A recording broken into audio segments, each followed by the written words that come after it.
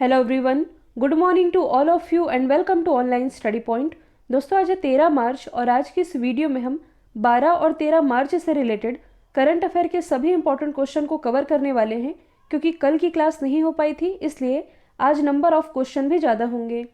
तो यदि आप लोगों को इस वीडियो की PDF चाहिए तो आप हमारे इस मोबाइल एप्लीकेशन को भी इंस्टॉल कर सकते हैं, जिसमें आप लोगों को डेली क्विज, फ्री PDF और प्रतिदिन के करंट अफेयर का ऑडियो भी मिल सकेगा। यदि आप NTPC और ग्रुप डी की तैयारी कर रहे हैं तो आप हमारे इस नए चैनल से भी जुड़ सकते हैं। इसकी भी लिंक डिस्क्रिप्शन बॉक्स में दी हुई है। तो चलिए स्टार्ट करते हैं। हमारा पहला क्वेश्चन, हाल ही में किस देश ने अपना पहला स्पेस मिलिट्री एक्सरसाइज शुरू किया है? तो यह भी हाल ही में शुरू किया गया है फ्रांस के द्वारा। अब ये है क्या? तो अभी तक आप लोग केवल ज़मीनी स्तर की एक्सरसाइज सुनते रहे होंगे, जैसे कि जल सेना, थल सेना और वायु सेना की एक्सरसाइज, जिसमें कि ये जो सेनाएं हैं ये अपना शक्ति प्रदर्शन करती हैं। कैसा शक्ति प्रदर्शन?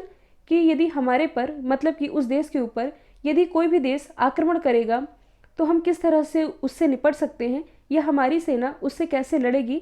इसके लिए ये एक तरह का सैन्य अभ्यास होता है। लेकिन यहाँ बात की जा रही है मिलिट्री एक्सरसाइज, मतलब कि स्पेस मिलिट्री एक्सरसाइज। तो क्या इसका मतलब ये है कि स्पेस में जाकर के लड़ा जाएगा? देखिए, ऐसा बिल्कुल नहीं है। इसे यदि आप आसान भाषा में समझना चाहें तो जैसा कि आप सभी जानते हैं कि स्पेस में काफ़ी सारे देशों की सैटेलाइट भेजी जाती है, जो कि पृथ्वी के चारों ओर चक्कर लगाती है। और अब यदि देखा जाए तो सैटेलाइट का ही ज़माना है, क्योंकि अब जो सारी इन्फॉर्मेशन है वो हमें सैटेलाइट के थ्रू ही तो मिलती है। जैसे कि कम्युनिकेशन, ट्रांजैक्शन या बाढ़ का पूर्वानुमान लगाना हो, मौसम संबंधी जितनी भी जानकारी है, ये सभी हमें सैटेलाइट के माध्यम से मिल पाती है। और इसी सैटेलाइट पर मान लीजिए यदि कोई आक्रमण करना चाहे या उस सैटेलाइट को नुकसान पहुंचाना चाहे, तो ऐसे में क्या किया जाए? तो उसी से सुरक्षा के लिए ये एक स्पेस सैटेलाइट है। तो देखिए, जो सैटेलाइट भेजे जाते हैं तो इसे आप यदि देखेंगे तो ये है पृथ्वी।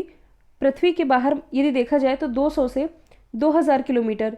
यदि आप एग्जैक्ट देखेंगे तो ये है 160 से 2000 किलोमीटर का जो क्षेत्र होता है ये आता है लियो अर्थ ऑर्बिट के अंतर्गत। और लियो अर्थ ऑर्बिट में कौन से सैटेलाइट होते हैं? तो मेनली यहाँ पर जो मौसम संबंधी उपग्रह होते हैं ये यहाँ चक्कर लगाते हैं।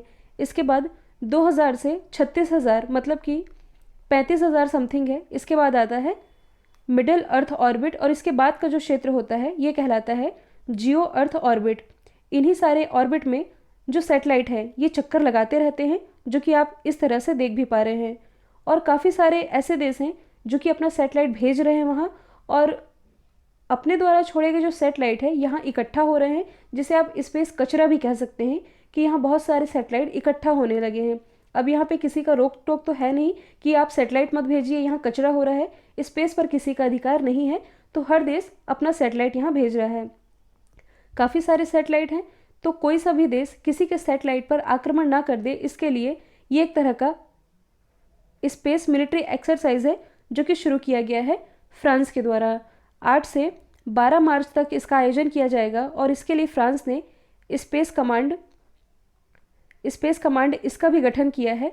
और इसके लिए फ्रांस के द्वारा $5 बिलियन इतना खर्च किया जा रहा है। और टारगेट ये रखा गया है कि 2025 तक इस फील्ड में 500 लोगों को हायर किया जाएगा।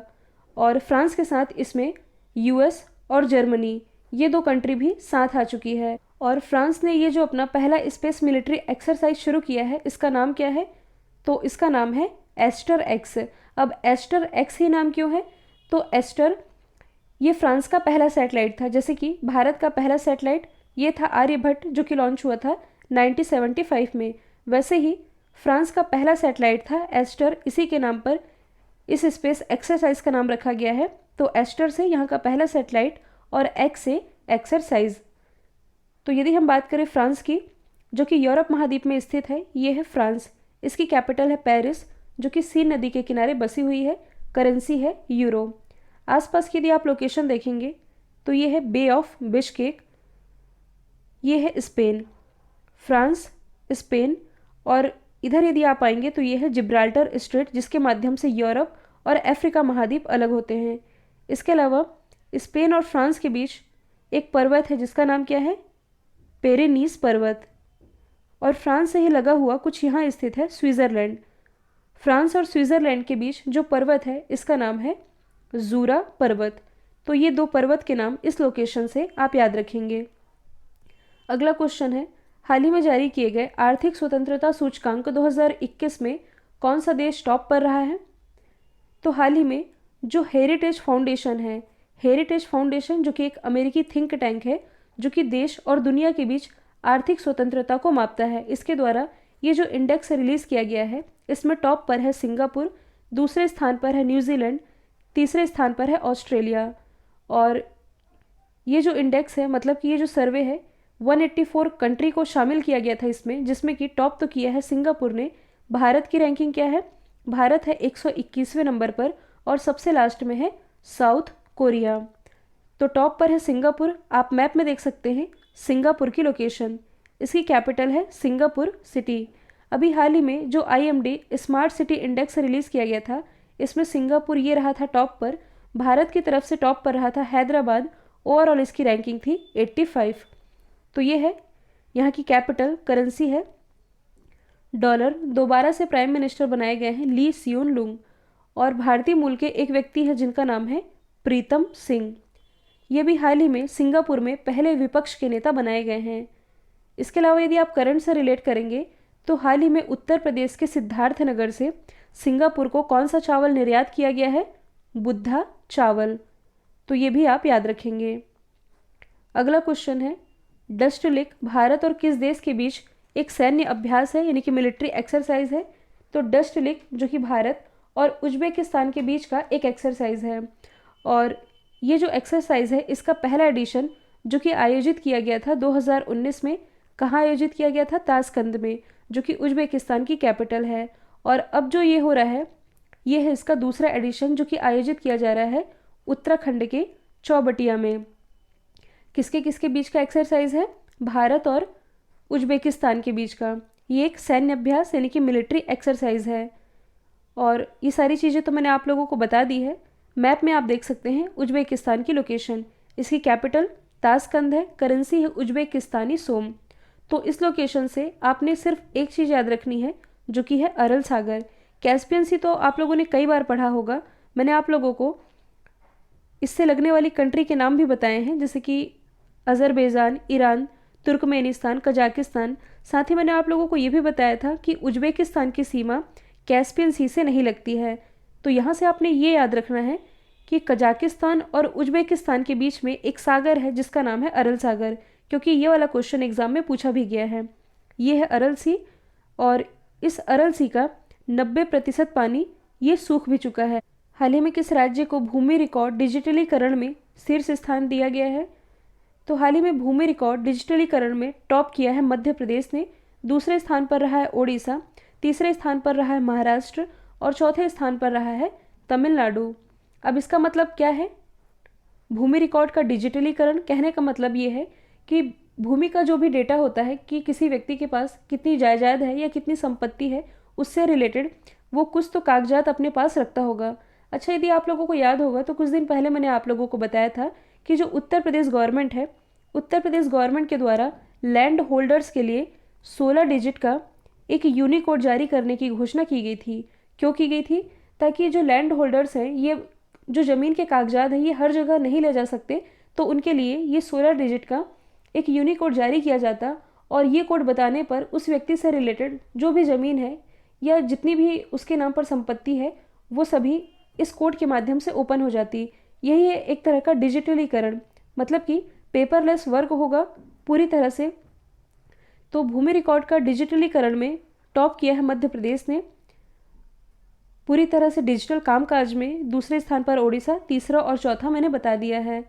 तो यदि हम बात करें मध्य प्रदेश की, इसकी राजधानी है भोपाल।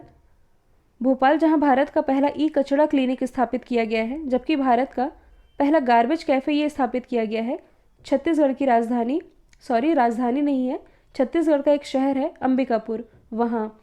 यहाँ के मुख्यमंत्री हैं शिवराज सिंह चौहान, राज्यपाल है आनंदीबेन पटेल और यहाँ के मुख्य न्यायाधीश हैं जस्टिस मोहम्मद रफ़ीक। और भारत में सबसे ज़्यादा नेशनल पार्क ये तो मध्य प्रदेश में ही है और यहाँ के 3 नेशनल पार्क हैं जो कि चर्चे में रहे हैं, पेंच, कान्हा और बांधवगढ़ नेशनल पार्क। क्यों चर्चे में रहे हैं? क्योंकि हाल ही में यहाँ नाइट सफारी की सुविधा शुरू की गई है। और यदि देखा जाए तो भारत में सबसे ज़्यादा बाघों की संख्या, क्योंकि अभी हाल ही में जो सर्वे भी किया गया था बाघों का, इसमें सबसे ज़्यादा जो बाघ है ये मध्य प्रदेश में ही पाए जाते हैं। एग्जैक्ट यदि आंकड़ा पूछा जाए तो ये है 526। इसके बाद कर्नाटक का स्थान आता है 524। हाल ही में गायों के संरक्षण के लिए काऊ टैक्स लगाने वाला भारत का पहला राज्य ये मध्य प्रदेश ही है। ये जो आप देख रहे हैं ये है पन्ना। पन्ना किसके लिए फेमस है? तो ये है हीरे के लिए फेमस। इसके अलावा ये जो आप देख रहे हैं होशंगाबाद, कुछ समय पहले ही शिवराज सिंह चौहान जब होशंगाबाद आए थे तब इन्होंने होशंगाबाद का नाम नर्मदापुरम करने की घोषणा की गई थी। मध्य प्रदेश का सबसे उत्तरी जिला है मुरैना, सबसे दक्षिणी जिला है बुरहानपुर, सबसे पूर्वी जिला है सिंगरौली और सबसे पश्चिमी जिला है अलीराजपुर। अगला क्वेश्चन है, हाल ही में किस देश के प्रधानमंत्री हमीद बाकायको का निधन हुआ है? तो इनका नाम अभी चर्चे में रहा क्योंकि ये जुलाई के टाइम ही आइवरी कोस्ट के नए प्राइम मिनिस्टर बने थे और अभी हाल ही में कैंसर के कारण 56 मतलब कि 56 वर्ष की आयु में कैंसर के कारण इनका निधन हो चुका है। किस देश के प्राइम मिनिस्टर थे? तो ये प्राइम मिनिस्टर थे आइवरी कोस्ट के। आइवरी कोस्ट जो कि अफ्रीका महाद्वीप में स्थित है। अफ्रीका महाद्वीप जो कि एकमात्र ऐसा महाद्वीप है जिससे कि कर्क रेखा, मकर रेखा और विषुवत रेखा ये तीनों ही गुजरती हैं। जनसंख्या और क्षेत्रफल की दृष्टि से ये विश्व का दूसरा सबसे बड़ा महाद्वीप है। यदि हम बात करें आइवरी कोस्ट की राजधानी की तो ये है यामासोक्रो। यहाँ की करेंसी है वेस्ट अफ्रीकन CFA फ्रैंक। आसपास की यदि आप लोकेशन देखेंगे तो आप देख सकते हैं यहाँ से आ रही है प्राइम मेरिडियन लाइन और ये है इक्वेटर। ऐसा कौन सा स्थान है जहाँ इक्वेटर और प्राइम मेरिडियन लाइन मिलती हैं? तो ये है गल्फ ऑफ गिनी। ये एग्जाम में पूछा गया है तो ये आप याद रखेंगे। अगला क्वेश्चन है, सरकार में रहते हुए प्रादेशिक सेना में कैप्टन बनने वाले पहले सांसद ये कौन बने हैं? तो सेना में रहते हुए प्रादेशिक सेना में कैप्टन बनने वाले पहले सांसद ये बन गए हैं अनुराग ठाकुर। अनुराग ठाकुर ये है कौन? आप सभी जानते हैं, ये केंद्रीय वित्त राज्य मंत्री हैं और वह इससे पूर्व लेफ्टिनेंट के पद पर सेवारत थे। तो अनुराग ठाकुर देश के ऐसे पहले सांसद बन गए हैं जो बतौर सांसद सेना में रेगुलर कमीशन ऑफिसर के रूप में कैप्टन बन गए हैं। और सेना के द्वारा इसके पहले भी कुछ भारतीयों को मानद उपाधि से सम्मानित किया गया है। आप लोगों को मालूम भी होगा, सचिन तेंदुलकर और महेंद्र सिंह धोनी इन्हें भी सम्मानित किया जा चुका है। और अब नाम सामने आया है अनुराग ठाकुर का, जो कि सरकार में रहते हुए प्रादेशिक सेना में कैप्टन बनने वाले पहले सांसद बन गए हैं। उत्तर प्रदेश सरकार ने किस योजना के तहत गोल्डन कार्ड बनाने के लिए एक अभियान शुरू किया है? तो हाल ही में उत्तर प्रदेश गवर्नमेंट के द्वारा प्रधानमंत्री जन आरोग्य योजना या इसे आप कह सकते हैं आयुष्मान भारत योजना, इसके तहत गोल्डन कार्ड बनाने के लिए एक अभियान शुरू किया गया है। अब ये है क्या? तो इसे आप सिंपली एक लाइन में याद रख सकते हैं। तो जैसा कि आप सभी जानते हैं कि ये जो आयुष्मान भारत योजना है ये दुनिया की सबसे बड़ी स्वास्थ्य योजना है। तो इसी योजना के प्रति लोगों को अवेयर करने के लिए कैसे लोग स्पेशली जो कि ग्रामीण इलाके में और दूर दराज के क्षेत्रों में रहते हैं, जो कि देश दुनिया में क्या हो रहा है इन सभी जानकारी से अनभिज्ञ होते हैं, तो इसी योजना का लाभ इन तक मिल सके इसके प्रति लोगों को अवेयर करने के लिए उत्तर प्रदेश गवर्नमेंट ने गोल्डन कार्ड बनाने के लिए एक अभियान शुरू किया है। अगला क्वेश्चन है, हाल ही में जेंडर और चाइल्ड बजट पेश करने वाला भारत का पहला राज्य ये कौन बन गया है? तो जेंडर बजट और चाइल्ड बजट पेश करने वाला पहला राज्य बन गया है आंध्र प्रदेश। हाल ही में यहाँ 2021-22 का बजट पेश किया जाना है, जिसमें कि स्पेशली बच्चों और महिलाओं को ध्यान में रखते हुए ये बजट पेश किया जाएगा। जैसे कि दिल्ली सरकार ने अभी हाल ही में देशभक्ति की थीम पर बजट पेश किया है, तो जो आंध्र प्रदेश गवर्नमेंट है ये स्पेशली महिलाओं और बच्चों को ध्यान में रख करके ये बजट पेश करेगी और कुछ खास बातें भी होंगी जो कि बजट पेश हो जाएगा तब हम डिस्कस कर लेंगे। और जो आंध्र प्रदेश है ये तो योजनाओं के लिए जाना ही जाता है, भले यहाँ चुनाव हो या ना हो, ये बहुत सारी योजनाएं यहाँ के युवाओं के लिए, महिलाओं के लिए, बुजुर्गों के लिए हर फील्ड में ये योजनाएं निकालते रहता है। और इसी के लिए आंध्र प्रदेश के जो मुख्यमंत्री हैं जगन मोहन रेड्डी, इन्हें भी हाल ही में Skoch chief minister of the year award से अभी हाल ही में नवाजा गया था। आप मैप में देख सकते हैं आंध्र प्रदेश की लोकेशन। मुख्यमंत्री अभी मैंने बताया है, राज्यपाल हैं जगन मोहन रेड्डी। जनवरी 2019 में आंध्र प्रदेश के अमरावती में भारत का 25वां उच्च न्यायालय भी ओपन किया गया है। इसके अलावा ये जो आप देख रहे हैं ये है अनंतपुरम। आप सभी जानते हैं भारत की जो पहली किसान रेल है ये नासिक के देवलाली से लेकर के बिहार के दानापुर तक चलाई गई थी। लेकिन दक्षिण भारत की जो पहली किसान रेल है जो कि चलाई गई थी आंध्र प्रदेश के अनंतपुरम से दिल्ली के लिए, तो ये आप याद रखेंगे। इसके अलावा ये जो आप देख रहे हैं विशाखापट्टनम, अभी हाल ही में विशाखापट्टनम रेलवे स्टेशन में रोबोटिक्स स्पा इसकी सुविधा शुरू की गई है। जो आंध्र प्रदेश है ये फलों के उत्पादन में टॉप पर है और ईज़ ऑफ डूइंग बिजनेस में ये टॉप पर रहा है। अच्छा, अनंतपुरम से मैं आप लोगों को एक और फैक्ट बता दूं।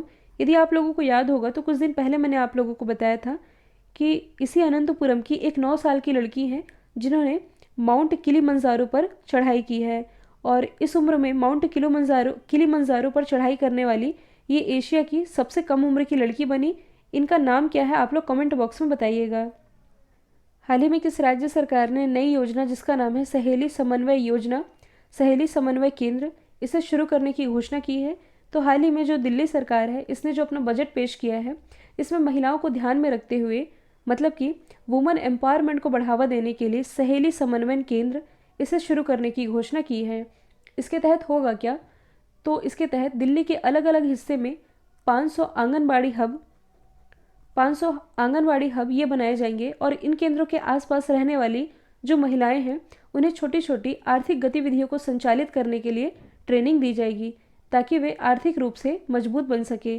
तो यही है सहेली समन्वय केंद्र जिसे शुरू करने की घोषणा की है दिल्ली गवर्नमेंट ने। दिल्ली से रिलेटेड कुछ एक्स्ट्रा फैक्ट हैं जो कि करंट से भी रिलेटेड है। वृक्षारोपण नीति करने वाला पहला राज्य, ई वाहन चार्जिंग प्लाजा स्थापित करने वाला पहला राज्य, प्लाज्मा बैंक स्थापित करने वाला पहला राज्य। इसके अलावा भारत का सबसे बड़ा किडनी डायलिसिस हॉस्पिटल ये यहीं स्थापित किया गया है। स्वयं का शिक्षा board, Delhi board of secondary education, और देशभक्ति थीम पर इसने अभी हाल ही में बजट भी पेश किया है। FIAF पुरस्कार से सम्मानित होने वाले पहले भारतीय सिनेमा पर्सनैलिटी ये कौन होंगे? तो ये होंगे अमिताभ बच्चन जी। यहाँ जो टर्म लिखा हुआ है FIAF कहने का मतलब है इंटरनेशनल फेडरेशन ऑफ फिल्म आर्chives। इसकी स्थापना 1938 में हुई थी, हेडक्वार्टर स्थित है फ्रांस में। तो अमिताभ बच्चन जी जो हैं इन्हें फिल्मी जगत में इनके योगदान के लिए इन्हें इस प्रतिष्ठित अवार्ड से सम्मानित किया जाना है, और ये अवार्ड पाने वाले ये भारतीय सिनेमा के पहले पर्सनैलिटी होंगे। सोनू सूद की यदि हम बात करें तो इन्हें भी हाल ही में यूनाइटेड नेशन डेवलपमेंट प्रोग्राम के द्वारा ह्यूमैनिटेरियन एक्शन अवार्ड से नवाजा गया था। यदि हम बात करें धर्मेंद्र की, तो जो धर्मेंद्र जी हैं इन्हें भी हाल ही में न्यू जर्सी सीनेट की ओर से लाइफ टाइम अचीवमेंट अवार्ड से नवाजा गया। ये अवार्ड पाने वाले ये पहले भारतीय बने हैं। यदि हम बात करें जावेद अख्तर की, तो हाल ही में इन्हें रिचर्ड डॉकिंस अवार्ड से सम्मानित किया गया। ये भी अवार्ड पाने वाले ये पहले भारतीय बने हैं। अगला क्वेश्चन है, हाल ही में यंग ग्लोबल लीडर की WEF लिस्ट में किसे शामिल किया गया है? तो हाल ही में WEF की जो यंग लीडर की लिस्ट रही इसमें दीपिका पादुकोण ये शामिल की गई हैं। यदि आप लोगों को याद होगा तो पिछले साल भी जो दीपिका पादुकोण हैं इन्हें WEF यानी कि वर्ल्ड इकोनॉमिक फोरम के द्वारा क्रिस्टल अवार्ड से भी नवाजा गया था। और क्यों नवाजा गया था? मेंटल हेल्थ के प्रति लोगों को अवेयर करने के लिए इन्हें इस क्रिस्टल अवार्ड से नवाजा गया था, और अब इन्हें WEF की लिस्ट में, मतलब कि ग्लोबल लीडर की WEF लिस्ट में इन्हें शामिल कर लिया गया है। और यदि हम बात करें WEF की, तो इसकी स्थापना 1971 में हुई थी। हेडक्वार्टर स्थित है कोलोन स्विट्ज़रलैंड में, और इसके जो संस्थापक थे ये थे क्लॉस श्वाब। हाल ही में राष्ट्रपति रामनाथ कोविंद ने किसे बैटन ऑफ ऑनर भेंट किया है? तो ये भेंट किया गया है किरण बेदी को।